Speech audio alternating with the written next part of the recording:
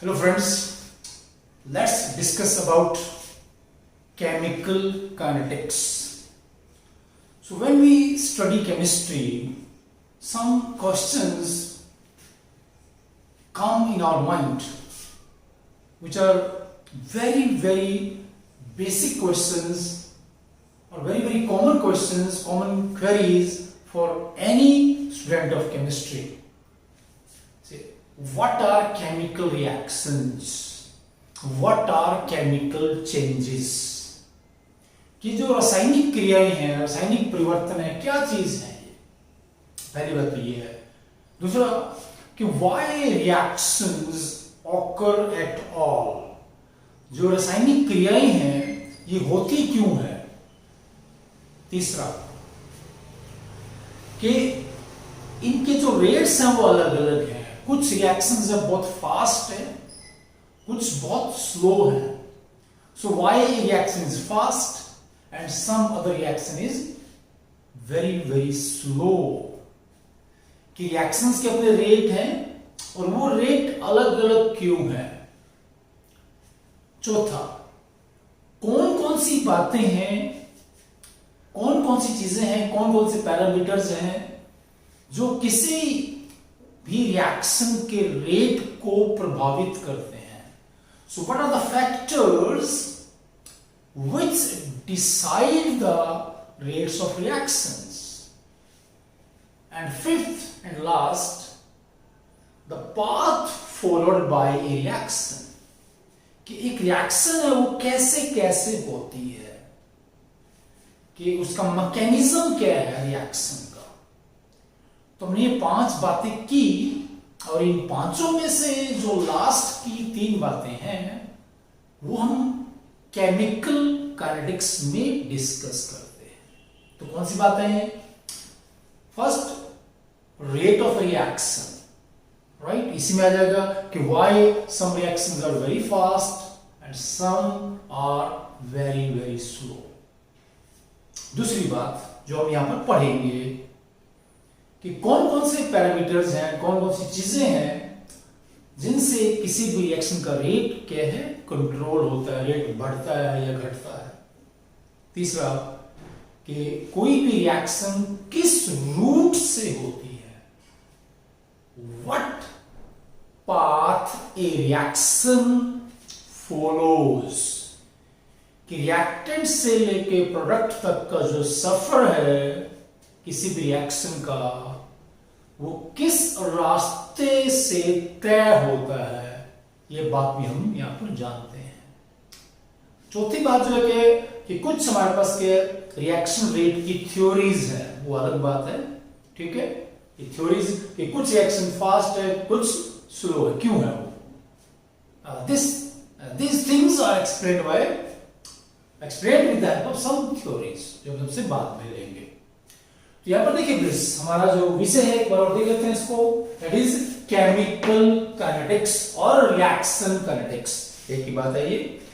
तो केमिकल का मतलब क्या होता है? हमने कहा था केमिकल क्या है, केमिस्ट्री वालों के लिए कोई भी पदार्थ केमिकल है, any substance is chemical for us. जैसे बोले कि नमक हम घर में खाते हैं, अगर लैब में यूज करेंगे हमारे लिए केमिकल है। चीनी, सुक्रोज घर में हम खाते हैं, ग्लूकोज हम खाते हैं, लेकिन जब इनको हम लैब में यूज करते हैं हमारे लिए केमिकल्स है। So for a man of chemistry, every substance is a chemical. And here, this kinetic means movement or change or motion. Kinetic का मतलब क्या होता है? Motion. And chemical kinetics is a branch of chemistry in which we study 3 things, जो मैंने बताई हैं अभी, 3 चीजें। कौन सी चीजें हैं वो? Number 1, rates of reactions. Number 2, factors which decide the rates of reactions. Number 3, mechanisms of reactions. Right?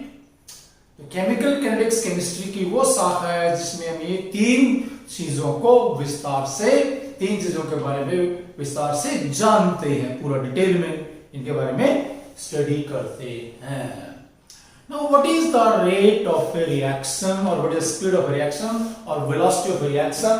तो यहां पर ये एक ही बात है, speed, rate और velocity, rate of a reaction और velocity of a reaction और स्पीड ऑफ रिएक्शन,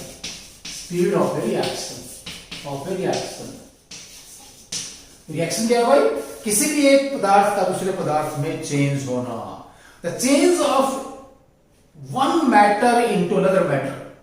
ठीक है, हमारे पास कोई मैटर ए है, ये दूसरे मैटर में बदल जाता है। A and B are entirely different substances, ये अलग अलग मैटर्स हैं।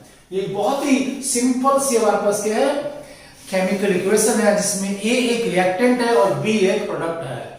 So change of A into B is known as a chemical change or a chemical reaction, and the rate of change of A into B with respect to time. क्या बोल रहा हूं मैं कि rate of change of A into B with respect to time is the rate of reaction. तो यहां पर क्या है, हम जो A है उसकी अमाउंट लेंगे, अमाउंट को क्या बोलते हैं? कंसेंट्रेशन। तो कंसेंट्रेशन क्या होता है? That is in moles per litre. तो what is the rate of reaction? Change of concentration of a substance with respect to time is known as rate of reaction. हमने ये यहां पर दिखा दिया प्लीज।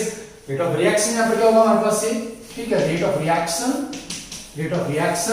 और इसको हम क्या है, यहां से इसको dc ओवर dt से रिप्रेजेंट करते हैं। एक तरह से ये सिंबल है, dc is the amount reacted in moles per liter, dt the time interval in which amount dc is reacted। मतलब इसके लिए हमारे 0.2 मोल है हमारे पास A के, ठीक है, कितने 0.2 मोल पर लीटर, और इन 0.2 मोल को A से B में कन्वर्ट होने में अगर हम बोले क्या लगता है, let's say 10 seconds, then the rate of reaction is equal to 0.02 mole liter inverse second inverse. So rate of change of concentration with time। अब से बोलेंगे देखिए, अगर हमारे पास जो रिएक्टेंट है इसकी अमाउंट लगातार घटेगी, और जो प्रोडक्ट है इसकी अमाउंट लगातार बढ़ेगी। तो जब हम रेट लिखते हैं यहां पर, अगर हम इसको द्वारा रिप्रेजेंट करना चाहें कि दोनों के रिएक्टेंट और प्रोडक्ट के रिस्पेक्ट में, तो कैसे किसी रिएक्शन रेट को हम रिप्रेजेंट कर सकते हैं? देखिए प्लीज, यहां पर क्या होगा, ये R means rate of reaction, देख लीजिए, माइनस dCA ओवर dt। तो यहां पर माइनस का मतलब क्या है कि A की अमाउंट लगातार कम होती है। Rate is neither negative NOR positive. Rate है, राइट, पॉजिटिव होता है, नेगेटिव होता है, लेकिन यहां पर ये माइनस साइन का मतलब क्या है कि यहां पर रिएक्टेंट है, as time passes its amount decreases. किसी भी रिएक्शन में रिएक्टेंट की जो अमाउंट है, जो कंसेंट्रेशन है, वो टाइम आगे बढ़ने के साथ साथ कम होती है। तो यहां पर नेगेटिव साइन दिखाने का मतलब है। सो डीसी क्या है, small amount of A reacted in this small time interval, that's is equal two plus dCB over dt, right. तो यहां से इस बैलेंस केमिकल इक्वेशन से ये आसानी से पता चलता है क्या कि यहां पर कि जो जितना A रिएक्ट होगा उतना ही B बनेगा।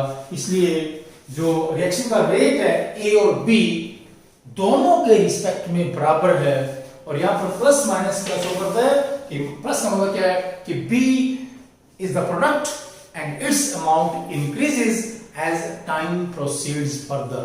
So this is the way of writing or representing the rate of a reaction. R means rate of a reaction. Now let's write the rate of reaction, or let's represent the rate of reaction with the help of some example. A very simple reaction हमारे पास यहाँ पर होगी। तो PCl5 हमारे पास क्या compound होता है, गैसेस कंपाउंड है ये PCl5। Let's say simply PCl5, it decomposes very easily into PCl3 and chlorine, right? Now the rate of this reaction R is equal to, that is minus D। हम इसको कई बार ऐसे दिखा देते हैं, that is PCl5, ठीक है, divided by dt is equal to plus D PCl3 over dt is equal to plus D Cl2 over dt। यहां पर हमने जो ब्रैकेट में लिखा है ये क्या है, that is the active mass और मोलर कंसेंट्रेशन। ये हमारे पास क्या है, ये मोलर कंसेंट्रेशन है।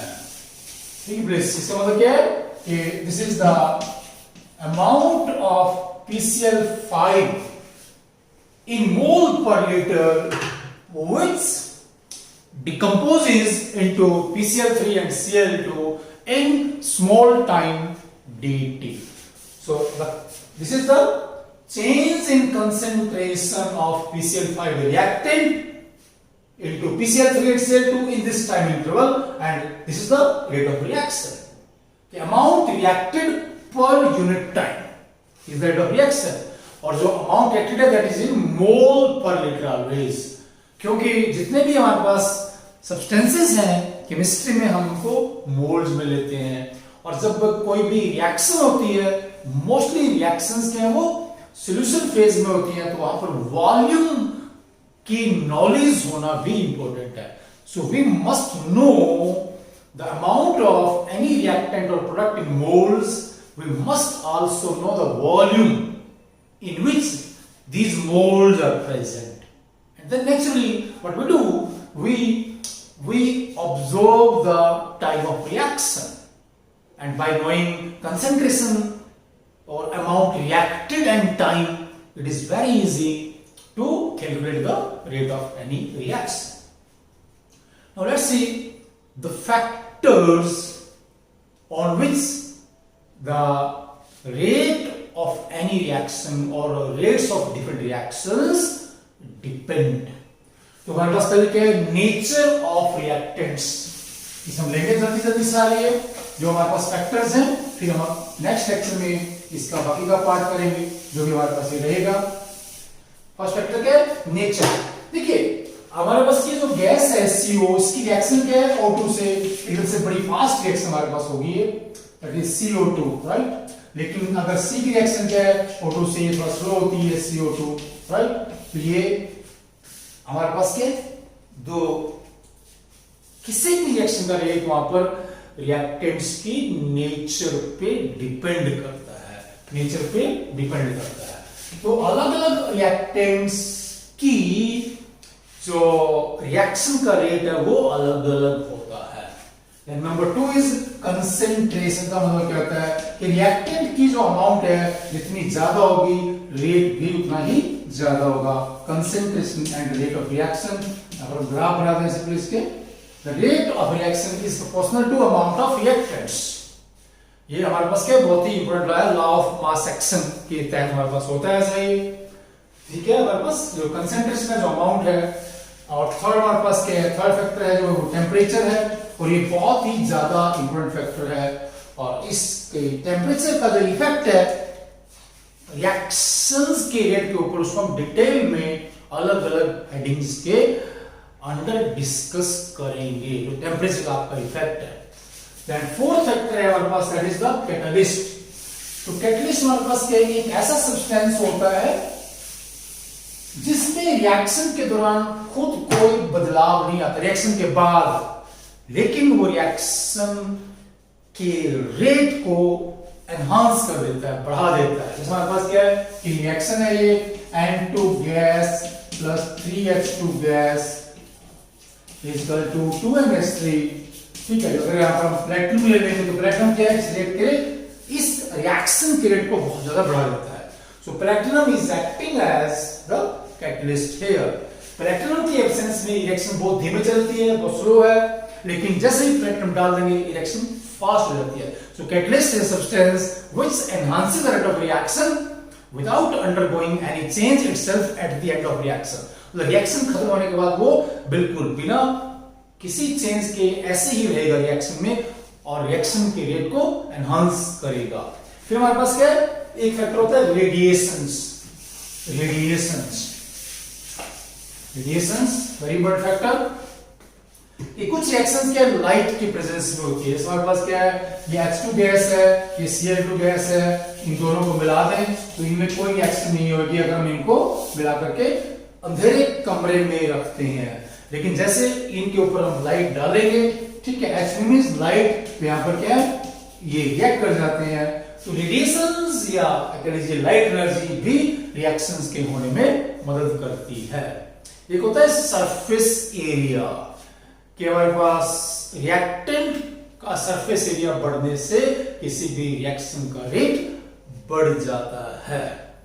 तो अब आगे क्या है फिर दूसरे जो हमारे पास लेक्चर आएंगे इस टॉपिक के बारे में और ज्यादा हम विस्तार से बात करेंगे। उसमें क्या होगा कि जैसे what is the average rate of reaction, instantaneous rate of reaction and how we can calculate or how we can measure or how we can determine the rates of different chemical reactions and what is the mathematical treatment of rates of different reactions.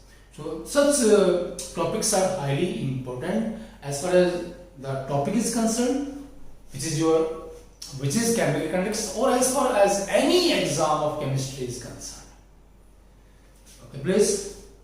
Thanks.